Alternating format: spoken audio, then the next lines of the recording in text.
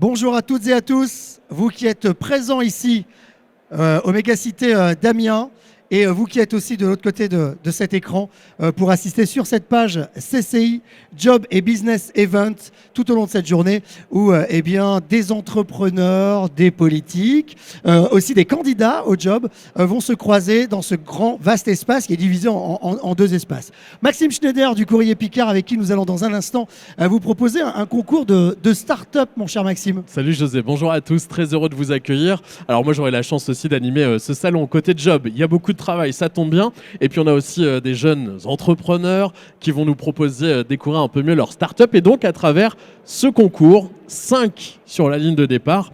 Il y aura 2 prix qu'on va attribuer dans un instant. On va expliquer les règles dans quelques minutes. Le public pourra voter jusqu'à midi, mais ce concours qu'a pu se faire aussi grâce à nos partenaires, José, aujourd'hui. Les partenaires qui vont d'ailleurs venir nous rejoindre immédiatement sur cette scène. Dans un instant, il y aura Delphine Lemaire qui viendra, responsable pôle pépinière de la CCI. Mais avant, je reçois Michael Tassard du Courrier Picard. Bonjour Michael. Bonjour Michael. Bonjour. D'ailleurs, le public a le droit d'applaudir. Comme ça, on sait qu'on est en live, on est en vrai. Nombreux ici pour de vrai. sur notre salon. Bonjour Michael. Bonjour. Alors pourquoi le Courrier Picard a souhaité s'associer à ce concours de start-up aujourd'hui ? Ça fait quelques années maintenant, on doit être à la 3e ou 4e édition et à chaque fois, nous, notre métier, c'est de raconter ce qui se passe en ville. Sauf que ces start-up-là, par définition, elles n'ont pas d'enseigne, on ne sait pas encore qui elles sont. Donc nous, c'est un peu notre côté découvreur de toutes ces entreprises qui feront demain la richesse économique de cette ville. Donc c'est vachement important pour nous d'avoir un œil sur eux, de leur donner la parole, de les montrer. Et puis comme ça, nos internautes votent déjà depuis quelques jours. Donc c'est un moyen pour nous de donner un coup de pouce à ces entreprises-là, puis surtout de leur dire qu'on est là aussi et que notre métier, c'est de les montrer. Et c'est ce qu'on fait. Ouais, de leur donner une vitrine, une possibilité d'être. Vous l'avez dit, c'est la 3e année donc vous organisez. Je pense que c'est la 3e année. C'est quoi les retours qu'on a, les retours des précédentes éditions? Comment ça s'est passé pour ces startups? On a envie de savoir ce qu'ils deviennent finalement après ce coup de projecteur. Alors ce qu'ils deviennent, je ne saurais le dire sur les 10 ou 15 qu'on a eu déjà. En tout cas, il y a quelques anecdotes moi qui me restent. Sur la première édition, une des entreprises à qui on avait offert une campagne de pub dans notre journal. En fait, cet entrepreneur-là, qui est d'un monde 2.0, m'avait dit sa fierté de voir le nom de son entreprise dans nos titres. Donc ça, c'est quelque chose qui me touche ça vraiment. fait plaisir. Ça fait toujours plaisir. Ouais, quand tu portes un projet depuis un certain nombre d'années et que tu y crois et qu'à un moment donné, elle apparaît, elle se concrétise d'une certaine manière parce qu'elle apparaît à l'image en fait. C'est vrai, c'est vrai. Toujours un petit coup de pouce. Est-ce que justement, Mickaël, dernière question, vous avez senti une évolution dans votre traitement de l'information justement par rapport à ce développement de start-up aujourd'hui qui est en pleine expansion? Oui, bien sûr, et parce que c'est cette économie qu'on ne voit pas encore. C'est-à-dire qu'on sait voir une entreprise parce qu'elle a une enseigne, parce qu'elle a une vitrine. Or, toute cette économie-là, il faut aller la chercher. Et donc, dans notre travail, à nous, ça nous change un peu de notre travail. C'est-à-dire qu'il ne suffit plus d'ouvrir les yeux. Il faut aussi être présent dans les endroits où ces entreprises sont et même à la jeunesse de tout ça. Donc, c'est un métier qui change, mais en tout cas, quelle richesse à chaque fois de parler avec ces gens qui ont une idée et qui vont jusqu'au bout. Et ça, c'est plutôt génial. Bravo et merci au Courrier Picard du soutien dans cette aventure. Et je rappelle que vous avez jusqu'à midi pour voter pour votre start-up préférée sur le site du Courrier Picard.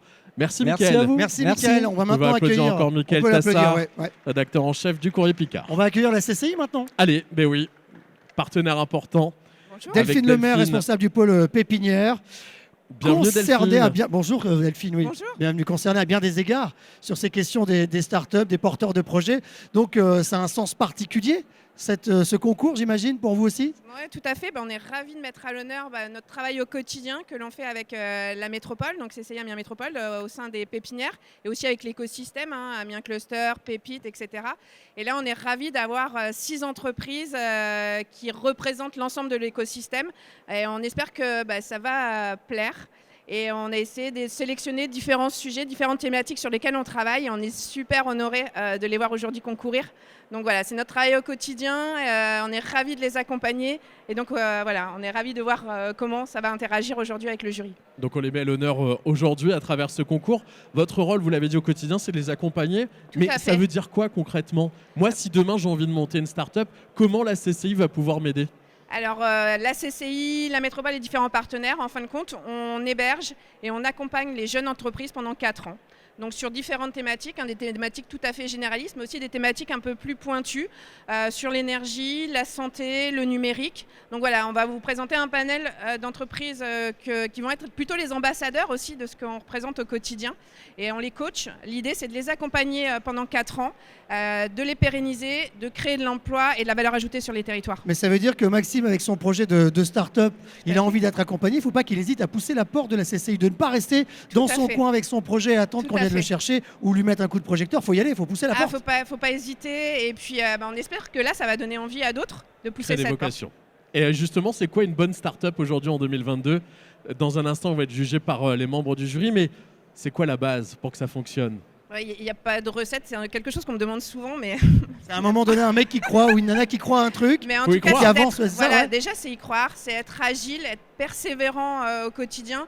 Nous, ce qu'on apporte, c'est aussi ce remède anti-solitude, parce que les dirigeants passent par plein de phases et c'est vraiment pas facile pour aller chercher des financements, recruter, etc. Et donc mais c'est hyper riche. Mais après, on imagine aussi que le rôle de la CCI, ça peut être aussi d'apporter certaines connaissances aussi aux porteurs de projets sur le territoire, sur le contexte économique, sur les liens qu'il est possible de créer, les réseaux dans lesquels il faut absolument entrer. Tout à fait. C'est vraiment aussi là notre rôle, la mise en réseau aussi avec nos experts au sein de la CCI. Également de nos partenaires comme la métropole. Et l'idée, c'est de les installer sur le territoire de manière pérenne. C'est ça notre objectif au quotidien, de créer de l'emploi et de la valeur ajoutée sur les territoires. Et en tout cas, ils sont bien accompagnés à la CCI Amiens-Picardie. Merci Delphine d'avoir été avec nous. Et bonne chance à tous et merci au jury, parce qu'on a pris un jury un peu atypique qu'on n'a pas l'habitude de voir dans les concours. Donc je les remercie d'être présents. On va les présenter dans un instant. Bonne chance à tous, à toutes les startups qu'on accompagne au quotidien. Merci beaucoup Delphine, on peut l'applaudir s'il vous plaît, merci. Merci Delphine. Bon, on va présenter le jury dans un instant. Ouais. Mais ce qui est bien, c'est qu'on va rappeler les règles du jeu parce que c'est un vrai coup de projecteur. Ils nous l'ont dit, Michael comme Delphine d'ailleurs, un vrai coup de projecteur. Ils vont pouvoir ici pendant 3 minutes, je crois, présenter leur projet, c'est ça ? Elle a un pitch de 3 minutes. Pas de support vidéo, juste la parole pour présenter leur projet. 3 minutes montre en main. Et ensuite, les membres du jury vont pouvoir leur poser 1 ou 2 questions pour être un peu plus précis. Je rappelle qu'il y a 2 prix qu'on va attribuer tout à l'heure. Ce sera dans l'après-midi. Le prix du public, on l'a dit avec Mickaël sur le site du Courrier Picard. D'ailleurs, on va vous mettre le lien pour voter. Vous avez jusqu'à midi. Bas, là, N'hésitez pas à voter et soutenir votre start-up. Et 2e prix, celui du coup de cœur du jury par rapport à ce qu'on va voir dans un instant avec différents critères. Donc voilà, les jurys auront leurs critères, mais vous à la maison, sur la base de vos critères, que ce soit sur l'originalité du projet, je sais pas, la maturité, la qualité du pitch aussi, eh bien vous allez pouvoir donner votre vote. Ouais, je suis sûr qu'il y a les familles, les copains et copines qui vont voter aussi pour sa préférée, mais c'est important d'être soutenu par les proches. Voilà, c'est le but. Ça aussi, c'est important. Eh bien, on va sans plus tarder passer à la présentation des membres du jury. Ah oui, José, ils sont 5 dans ce jury à juger dans un instant donc nos 5 startups. Notamment, ils vont venir me rejoindre au fur et à mesure que je les appelle. Comme ça, vous pourrez les voir ensuite. Ils prendront place ici face aux startups. Je vais leur laisser un peu de place peut-être. Allez, avec plaisir. Voilà. On te retrouve, José, justement tout à l'heure à leur côté. À tout à l'heure. Alors, pour commencer, premier membre de ce jury, Sébastien Saillot de CMS qui nous rejoint. Vous pouvez l'applaudir. Bienvenue Sébastien. Merci d'être avec nous. Venez à mes côtés. CMS que vous retrouvez aussi sur le salon. Il y a Arnaud Lescroire aussi qui représente Amiens Métropole aujourd'hui, qui nous fait le plaisir d'être à nos côtés. Merci Arnaud de votre présence. François Bergès aussi de Somme Tourisme. Venez me rejoindre François. Venez sur le plateau avec les applaudissements aussi du public. Bienvenue François. Cédric Berquet qui représente Vallée de Somme, Vallée Idéale pour le département de la Somme. Merci Cédric. Autre Cédric que j'accueille, Jaluso, est-ce qu'il est arrivé? Laetitia, le directeur du groupe Godet. Merci. Voilà messieurs, membres du jury officiel aujourd'hui. Hop, on va se serrer un petit peu. Voilà, de toute façon, on va vous laisser aller vous installer tranquillement. Sébastien, juste une question comme ça. Qu'est-ce qui va être important pour vous dans un instant dans la présentation de nos startups? Je pense que c'est l'envie qui va être importante, de voir un peu l'envie, les projets, la motivation. C'est ce qui va compter, je pense, beaucoup, de voir un peu l'enthousiasme de chacun, de voir comment ça transcrit le projet et qu'on puisse sentir et vivre finalement l'expérience avec eux. Alors rassurez-vous, vous avez une grille justement d'évaluation. Je vais vous la piquez juste un instant pour voir un petit peu sur quoi vous allez juger les startups, notamment 5 critères importants, hein, messieurs. La clarté du pitch dans un instant, 3 minutes par startup, l'opportunité de marché, savoir si ça peut être ancré aujourd'hui dans notre société, le niveau d'innovation, l'adéquation homme-projet et puis bien sûr la valeur ajoutée pour le territoire. On compte sur vous. Vous allez pouvoir leur poser à chaque fois 1 ou 2 questions juste après leur présentation. Merci messieurs. Je vous laisse regagner. Regardez vos sièges qui sont prêts avec les applaudissements du public. Merci à vous messieurs.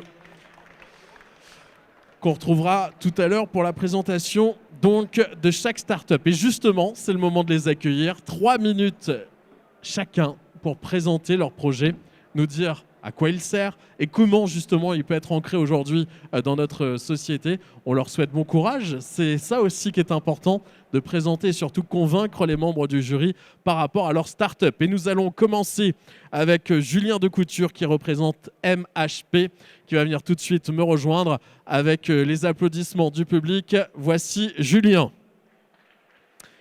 MHP, aujourd'hui sur notre salon, laissez passer Julien. Allez-y Julien, venez me rejoindre. Bienvenue à vous. Ouh là là, il vient avec plein de choses. Posez ça ici Julien. Bienvenue à vous. Alors vous le savez, bonjour à vous. MHP, vous allez nous dire tout ce qui concerne cette start-up. Vous avez 3 minutes, pas 1 seconde de plus. Vous êtes prêt Julien? Ça va aller. Allez, c'est parti avec les membres du jury qui sont juste ici. C'est à vous, c'est parti. Alors bonjour, je m'appelle Julien Decouture, je suis le président de la société MHP. Le domaine d'expertise que j'ai moi au départ, c'est la production photovoltaïque, donc études de productible dimensionnement d'installations photovoltaïques, avec un diplôme du CEA-CNRS, Institut National de l'Énergie Solaire. Parallèlement à ça, le projet se décompose en 3 phases. Donc on produit de l'électricité qu'on consomme dans des machines qu'on appelle... c'est des machines pour faire c'est comme des serveurs pour pouvoir... valider des transactions sur la blockchain. Donc en gros, quand on entend parler de Bitcoin et ainsi de suite, c'est ce type de machine qui fait des calculs. Ces machines consomment beaucoup d'électricité, et génèrent du coup beaucoup de chaleur. Et nous, notre but, c'est de récupérer cette chaleur-là de manière à la valoriser. On appelle ça de la chaleur fatale. Et avec, on produit de l'eau chaude de manière à pouvoir chauffer des bâtiments. Et donc là, on est sur un projet avec les Astel sur Amiens, sur lequel on va chauffer, grâce à la récupération de chaleur, 1800 m² de bureaux et 4000 m² d'ateliers, de manière à pouvoir réemployer toute cette perte thermique et de pouvoir la valoriser.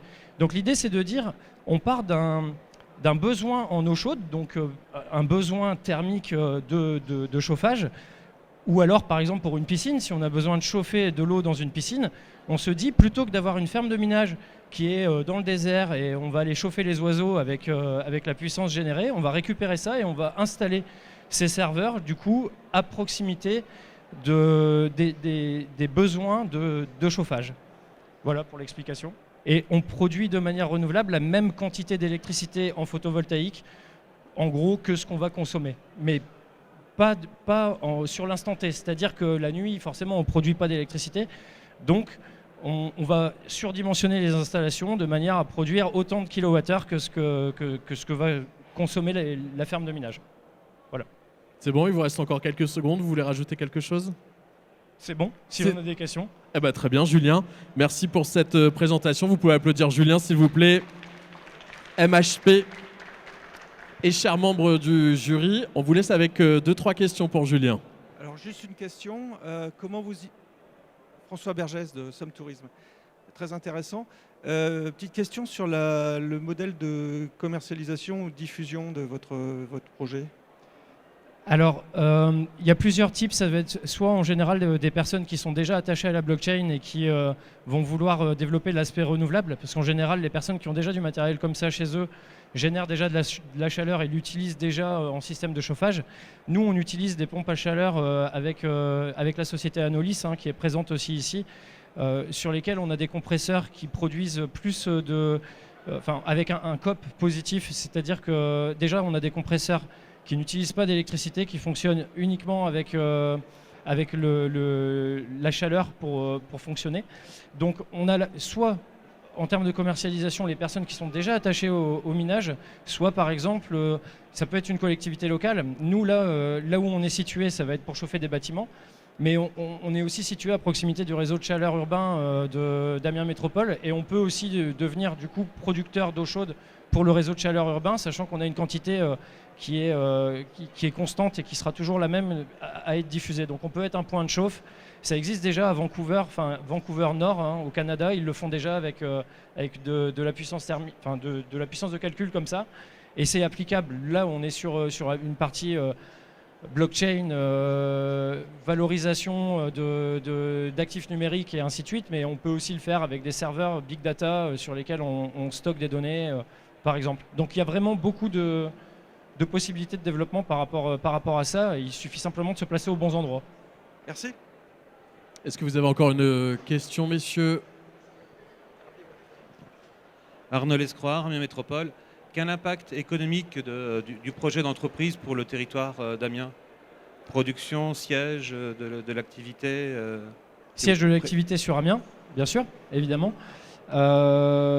Possibilité de développer un créneau qui touche autant les installations de sources de production d'énergie renouvelable. Donc c'est du photovoltaïque, mais ça peut aussi être de l'éolien, ça peut être tout type, ça peut être de la méta et ainsi de suite. Le but étant juste de produire autant d'électricité que ce qui est consommé. Donc c'est autant des postes au niveau de l'artisanat, hein, pour avoir des artisans qui posent des panneaux, qui font des travaux. Et on a une partie économique qui fait qu'on se rend compte de plus en plus avec l'inflation qu'on tombe dans un système où on imprime de plus en plus de billets et où l'argent a de moins en moins de valeur. Avec le Bitcoin, par exemple, on a un nombre d'unités qui est fini. On sait qu'il y aura 21 millions de Bitcoin, il n'y en aura pas un de plus, et que du coup, ça reste une réserve de valeur au même titre que l'or. C'est-à-dire qu'on utilise les mêmes techniques pour fabriquer du Bitcoin que pour fabriquer de l'or. Pour fabriquer de l'or, on a besoin de machines, on a besoin de pétrole à mettre dans ces machines-là, on a besoin d'hommes pour faire la maintenance. Donc là, on revient aussi sur... il y a besoin d'avoir des hommes pour la maintenance, pour fabriquer les machines, pour mettre en place tous les caissons, pour isoler, pour conserver cette chaleur-là. Et donc le Bitcoin en lui-même reste au même titre que l'or. On a besoin de machines, on a besoin d'électricité pour faire tourner ces machines-là. Sauf que nous, ce qu'on veut faire, c'est mettre de l'électricité verte dedans. Et donc créer ces unités de monnaie numérique deviennent des stocks d'énergie, mais des stocks d'énergie verte qu'on peut du coup diffuser comme énergie future, parallèlement à l'argent dette qui est fabriqué par les banques en cliquant sur un bouton. Merci. Donc, Julien. Voilà. Merci beaucoup Julien, MHP. Vous pouvez applaudir la première start-up présentation. Et bravo Julien pour cette présentation de votre produit et de votre projet. On continue avec la deuxième start-up à nous rejoindre. On va maintenant accueillir un duo, Nicolas et Annabelle, pour nous présenter What the Factory. Vous pouvez les applaudir aussi bien fort. Venez me rejoindre. Nicolas Giraud et Annabelle Jackpa, bienvenue à vous. Bonjour. Merci d'être avec nous. Alors vous aussi, vous avez un objet à nous présenter, mais il est un peu volumineux, hein. Alors on va juste faire, voilà, il est juste derrière. Mais vous allez tout nous dire sur What the Factory. Vous avez 3 minutes. Est-ce que vous êtes prêts? C'est parti. Eh bien c'est parti. Nico et Annabelle. Donc What the Factory, qu'est-ce que c'est? C'est pas une usine, on n'est pas artisan, on n'est pas un Fab Lab, on n'est pas un bureau d'études. On est un petit peu au milieu de tout ça. Donc on est 2 compétences, moi plutôt technique et Annabelle créa. Et on aime bien dire qu'on fabrique des moutons à 5 pattes. Donc on va fabriquer du mobilier, on va essayer de faire du mobilier numérique par exemple. Donc récemment, qu'est-ce qu'on a fait? On a vendu à un client donc une table basse avec un vieux flipper qu'on a restauré à l'intérieur. On a fait de la scénographie pour une pièce de théâtre, on a reconstitué une rue amiénoise typique. On a fait aussi une maquette interactive pour une personne qui fait des ateliers pédagogiques autour des énergies renouvelables. Donc voilà, ça c'est le genre de client qu'on a. Ça peut être dans les milieux du spectacle, du marketing, de l'animation et de l'aménagement. Voilà. Ça c'est pour notre partie projet client. Et on a aussi nos projets à nous qu'on développe et qu'on gère en interne. Et je vais laisser Annabelle vous présenter Horace. Bonjour. Alors Horace, c'est un photobooth, donc une borne photo qu'on a entièrement conçu, fabriqué nous-mêmes, c'est-à-dire l'objet mobilier, le code à l'intérieur, le logiciel électronique, etc. On a tout fait nous-mêmes. Et donc on est à la 4e version. Et on a voulu se concentrer réellement sur l'expérience utilisateur sur cette borne. Donc du coup, Horace a 2 caméras, une à hauteur classique, une à peu près à 80 cm pour les enfants et les personnes à mobilité réduite. C'est un photobooth qui se plie en 2. Il se plie en 2 parce que comme ça nous permet d'offrir notre première offre en click and collect à 149 € parce qu'il rentre dans le coffre d'une voiture. Il est extrêmement simple à utiliser. Les clients n'ont pas besoin de nous. Donc du coup, voilà, on a cette première offre-là. Ensuite, aujourd'hui, Horace tourne depuis à peu près 6 mois. Tous les week-ends, il est réservé. Depuis le mois d'août, on est complet tous les week-ends sont complets jusqu'à fin octobre. Donc aujourd'hui, nos objectifs sont déjà en fabriquer 1 voire 2 autres d'ici la fin de l'année, parce que tous les week-ends, on refuse des réservations. Donc on a cet axe-là d'amélioration. Et puis on aimerait aussi dans un deuxième temps, aujourd'hui voilà, il est réservé le week-end pour des événements particuliers. Et ce qu'on aimerait nous, c'est réussir à séduire les professionnels et remplir les semaines, le louer aussi la semaine. Donc on est en ce moment en train de développer des offres qui pourraient correspondre aux professionnels. Voilà, donc si vous voulez plus d'informations, allez sur www.avec-horace.fr. Je vous remercie. Voilà, 3 minutes pour la présentation de What the Factory. Bravo à vous. Je vois les membres du jury qui sont en train de remplir leur petite grille d'évaluation et on va leur laisser la parole pour quelques questions. Alors, j'ai une question. Donc, Cédric Jaluzo, directeur juridique du groupe Guedet. Bonjour. En fait, je n'ai pas compris exactement quel était l'objet. C'est une forme de photomaton. C'est ça, tout à fait. C'est Pour une borne photo. événementiel, d'accord. Exactement, c'est D'accord. une borne photo.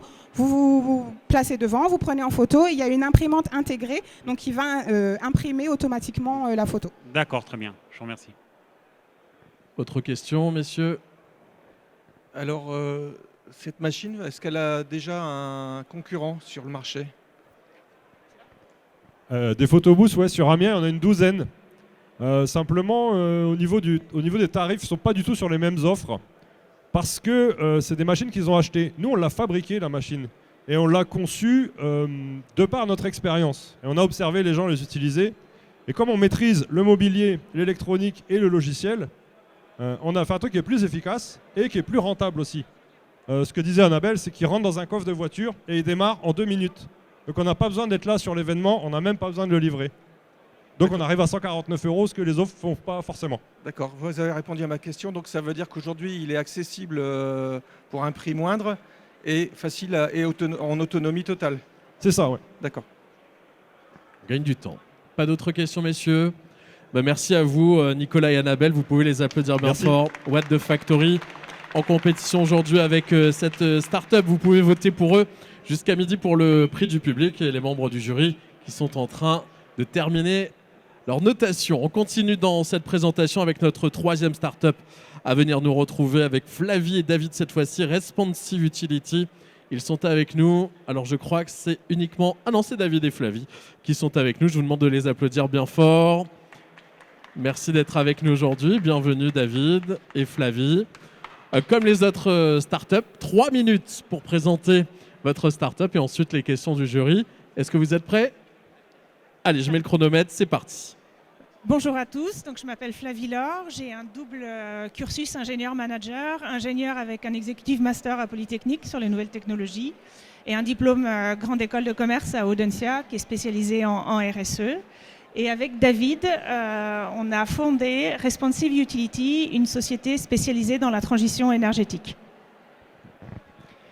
Au niveau du sujet, vous en entendez parler tous les jours, donc les factures énergétiques qui deviennent impossibles à gérer. On entend aussi parler effectivement d'énormes investissements à faire sur les énergies renouvelables et tout le travail à faire sur les bâtiments, sur public, privé, sur tout ce qui est sobriété énergétique. Donc c'est vraiment, on ne peut pas échapper à ce discours. Pourtant, il va falloir travailler très sérieusement sur le dossier, tous. Donc nous allons travailler sur un projet très technologique avec l'université Jules Verne.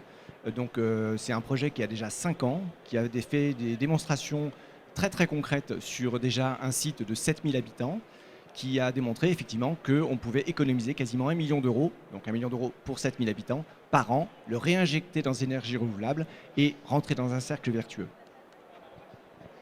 Donc l'offre qu'on propose, on a développé l'outil logiciel s'appelle la banque de l'énergie et permet d'avoir une adéquation entre la consommation et la production d'énergie.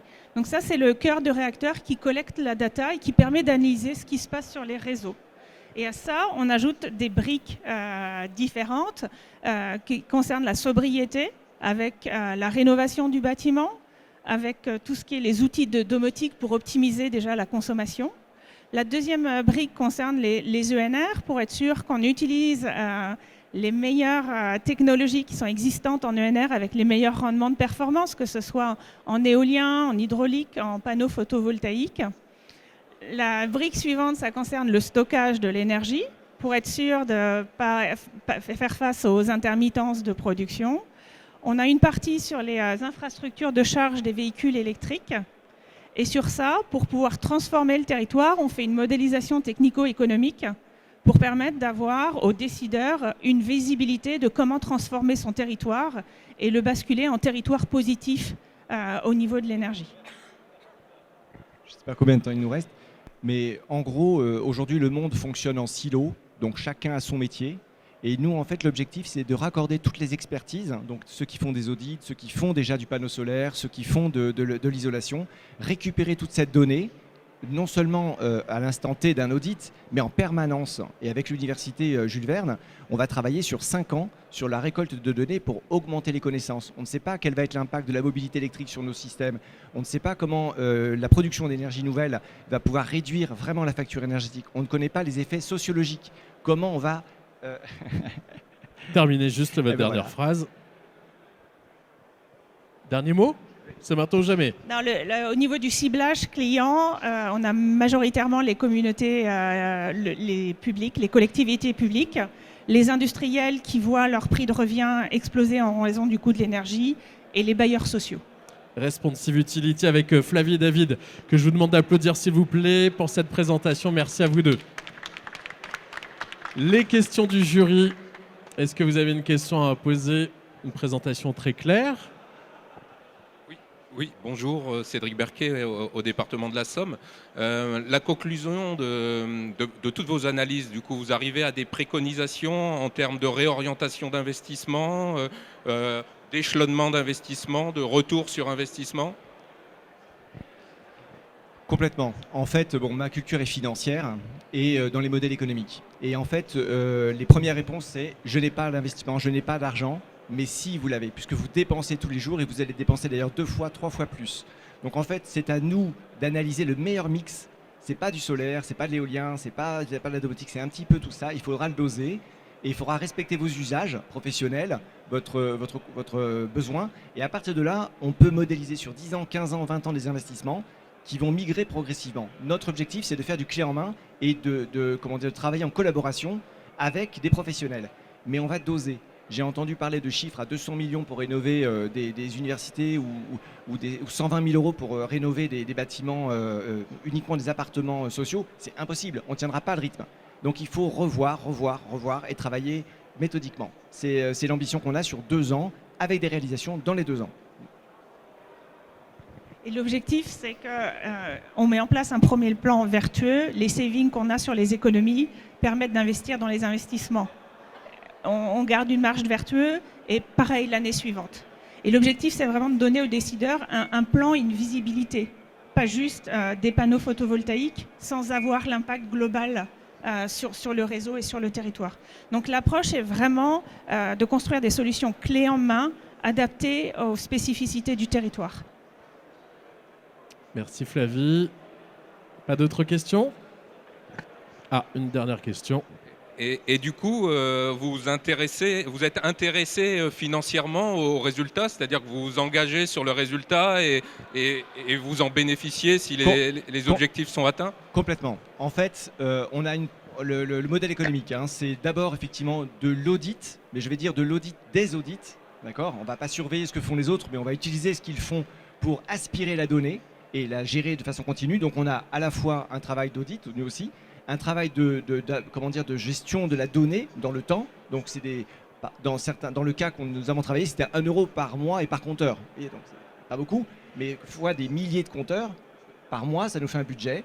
Et on a effectivement de l'accompagnement à la transition énergétique. Et là, pour le coup, effectivement, on est aussi rémunéré. Le tout devant être rentable pour le client, qu'il soit public ou privé, et rentable rapidement. Donc on lui met en plus tous les systèmes de financement, toutes les subventions, et le but pour lui, c'est en quelques mois d'avoir son schéma. C'est bon? Allez, Responsive Utility, merci pour cette présentation. Merci à vous deux, Flavie et David, d'avoir été à nos côtés en compétition. Donc je vous le rappelle que si vous voulez voter, c'est jusqu'à midi pour cette start-up pour le prix du public. On continue, toujours avec les membres du jury. Il nous reste 2 start-up à découvrir. On va accueillir la prochaine. Codalem, c'est Maxime et Eddy qui vont venir me rejoindre. Vous pouvez les applaudir bien fort. 3 minutes aussi de présentation. Bienvenue messieurs. Très heureux de vous accueillir. Merci. Aujourd'hui sur notre salon pour ce concours Startup. Alors Codalem, c'est quoi exactement? Vous allez tout nous dire. 3 minutes, est-ce que vous êtes prêts? Ouais. Alors c'est parti. Donc bonjour, nous sommes 3 ingénieurs fraîchement diplômés. Léo qui n'est pas là, Maxime et moi-même. Et donc on vient vous présenter Codalem, notre startup. Donc il faut savoir que ça fait 3 ans déjà qu'on collabore ensemble sur divers projets alliant innovation et nouvelles technologies. Et on a... on est en alternance aussi depuis 3 ans. On a été en alternance dans des domaines, dans des secteurs l'innovation très variés. Et donc aujourd'hui, on se retrouve dans l'ère du sur-mesure. Peu importe le type de produit, qu'il s'agit de votre mobilier, de votre véhicule ou même de votre garde-robe, vous allez pouvoir choisir différents aspects. Donc il s'agit des aspects esthétiques, comme par exemple la couleur, la forme ou la matière. Mais vous allez aussi avoir derrière des contraintes techniques. Toutes ces contraintes techniques, ça peut être notamment la taille de votre vêtement ou encore l'environnement de votre cuisine, où sont disposées les prises électriques. Toutes ces contraintes techniques, elles ne sont pas forcément de l'intérêt du client final. L'utilisateur, ce qu'il veut, c'est se concentrer sur ce qui l'intéresse réellement et justement passer sous silence toutes ces contraintes techniques. Et justement, c'est pour ça qu'on a créé donc, notre outil que Eddy va vous présenter pour accompagner le client. C'est pour cela donc que nous avons développé Eevee. Eevee, c'est une API générique qui va être capable de créer des lots de produits ou de services intercompatibles à partir des simples besoins de l'utilisateur. Donc, on développe des interfaces de configuration web ou mobile sur mesure dont l'objectif va être vraiment de rendre l'expérience utilisateur la plus fluide possible. Voilà. Donc on distingue 2 prestations, la création donc de ces interfaces et l'accès à notre API qui continue d'évoluer et de bénéficier à tous nos clients. Voilà. Donc effectivement, peu importe le type de produit, peu importe le secteur d'activité, on peut concevoir un outil de configuration qui va aider votre client, donc le client du professionnel, à justement configurer ou personnaliser son produit. On a déjà développé un premier exemple qui nous sert donc d'outil de démonstration pour nos prospects. Et cet outil de démonstration qui s'appelle Configome, c'est un outil de configuration domotique. On l'a présenté en début d'année au Challenge Amiens Campus dans la catégorie idéation. Donc il a été récompensé, on a remporté ce prix, donc grâce à Configome, notre interface. On continue de faire évoluer notre outil avec le temps et on le calque sur différents modèles, donc peu importe le secteur d'activité. Et on vous remercie de nous avoir écoutés. Merci à vous deux, Maxime et Eddy. Codalem, en moins de 3 minutes, la présentation donc de cette start-up. Les questions maintenant des membres du jury. Est-ce que vous souhaitez en savoir plus? Est-ce que vous avez des questions pour Maxime et Eddy? Alors, merci. L'explication était assez claire. L'outil est destiné aux particuliers ou aux professionnels? Alors nous, on va travailler pour les professionnels. Nos clients sont les professionnels, mais le but final de l'outil, c'est justement le client final. Le but, c'est que le client aille voir notre client et personnaliser son produit. Demain, notre client, ça peut très bien être un menuisier ou un concessionnaire automobile et en fait proposer juste une interface pour faciliter la vente. D'accord. Quel est votre modèle économique? Notre modèle économique, c'est justement de la conception informatique. Donc en fait, c'est de la prestation de services pour les professionnels. Est-ce que vous avez encore des questions? Oui. Bonjour, Sébastien Saillot, dirigeant de ICMS. J'avais juste une question, j'ai compris le concept. Juste par contre, le concret, je voudrais juste savoir quand vous dites, par exemple, que je fais une cuisine, je ne me soucie pas de mes prises. Dans votre configurateur, comment ça se traduit en fait? En fait, c'est une interface web Et c'est en fait cette interface web, c'est celle-ci que nous on conçoit. Donc on va voir, là si on prend le cuisiniste, dans votre exemple, on va voir le cuisiniste et on va l'accompagner, récolter son besoin pour justement créer une interface où justement il va pouvoir proposer la meilleure interface possible au client pour proposer la configuration de sa cuisine. Ok. Merci messieurs. Et merci messieurs, merci à vous pour cette présentation. Codalem avec Maxime et Eddy. Avec nous aujourd'hui, vous pouvez encore voter pour cette start-up pour le prix du public sur le lien qui est juste dans la publication sur cette page Facebook. Bonne chance à eux tout à l'heure, prix du public et prix du jury. Il nous reste une start-up à vous présenter qu'on va accueillir pour terminer cette présentation. Je crois que c'est un trio qu'on va accueillir avec Rémi, Mélissa et Maxime qui viennent nous présenter Bellicare. Ah non, elle est toute seule. Ça va Mélissa ? Très bien, regardez, hop, la sucette est là. Mélissa, comme les autres startups, 3 minutes pour nous présenter ce qu'est Bellicare et ensuite les questions du jury. Est-ce que vous êtes prête ? Tout à fait. Elle a le sourire, ça tombe bien. 3 minutes, c'est parti. Bonjour à tous, moi c'est Mélissa Bertin, je suis diététicienne et ingénieure alimentation et santé. Et aujourd'hui, on vous présente Bellicare avec mes 2 associés qui sont ici. Mais avant de vous parler de Bellicare, j'ai une question pour vous. Est-ce que vous avez déjà eu mal au ventre ? Et je ne parle pas d'un fast-food mal passé, ni d'un lendemain de soirée un peu compliqué, mais bien de gaz, de ballonnement, de troubles du transit, enfin plein de choses très sexy et pas très agréables dont on ne parle pas forcément au quotidien. Et d'ailleurs, le saviez-vous qu'en France, 1 personne sur 2 se sent impactée par ces troubles digestifs de manière chronique. Et 1 personne sur 2, vous savez combien ça fait ? Ça fait beaucoup. Ça fait 34 millions de Français oui. qui souffrent du bidou. Et pour 15% de la population, en plus d'être gênants, ces troubles sont aussi douloureux et contraignants au quotidien. Et ça a un nom, c'est une pathologie qui s'appelle le syndrome de l'intestin irritable. Et hélas, il n'y a que 5% de la population qui est officiellement diagnostiquée, qui a pu poser des mots sur ces mots. Et je fais partie de ces 3 millions de personnes qui sont touchées de cette maladie. Et pour moi, tout a commencé dans les études post-bac. Tous les matins, je me levais, j'avais une barre de douleur au ventre, des ballonnements à vouloir en exploser et tous les jours une appréhension de mal digérer, de ne pas me sentir bien au repas. Donc c'est vraiment une charge mentale et c'est un poids pour le corps et pour la tête. Ma famille en avait un peu marre de moi, ils m'ont dit c'est le stress, c'est dans ta tête, si ça fait mal, va consulter. Mais mes médecins aussi, ils m'ont dit c'est le stress, tout va bien biologiquement, manger équilibré. Et moi je suis diététicienne, je sais ce que ça veut dire, mais c'était pas suffisant. Et puis j'ai découvert qu'il existait un régime en Australie qui est peu connu en France, qui s'appelle le régime pauvre en FODMAP. Donc c'est un régime spécialement conçu pour réduire ces troubles digestifs. Alors pour faire simple, les FODMAP, ce sont des petits sucres qu'on trouve dans l'alimentation et qui sont plutôt bons pour la santé, mais qui peuvent irriter le bidou chez les personnes sensibles. Alors je me suis formée, en plus de mes études, à ce régime pour pouvoir m'aider et aider les autres. Alors il faut savoir que ce régime, il faut bien connaître les aliments, lire toutes les listes d'ingrédients, cuisiner tout soi-même, enfin une vraie galère finalement quand on n'a pas forcément le temps de faire tout ça. Alors je me suis posé la question, en tant que professionnel de santé, moi je m'en sors pas, comment monsieur et madame tout le monde peut le faire ? Pourquoi en France il n'y a pas d'aliments clés en main pauvres en FODMAP ? Alors c'est en école d'ingénieur avec Maxime et Rémi qu'on s'est penché sur cette problématique. Et ensemble, on a créé Bellicare et c'est de là que l'idée est née. Donc une offre de plats préparés, pauvres en FODMAP, frais et des préparations qui soient livrés à domicile, disponibles sur une plateforme de e-commerce avec, en complément de ces plats, un accompagnement par des professionnels avec le réseau qu'on met à disposition, des professionnels compétents, bienveillants et à l'écoute et des tips pour des personnes qui en souffrent et la création d'une communauté pour libérer la parole autour de ces troubles digestifs un peu gênants.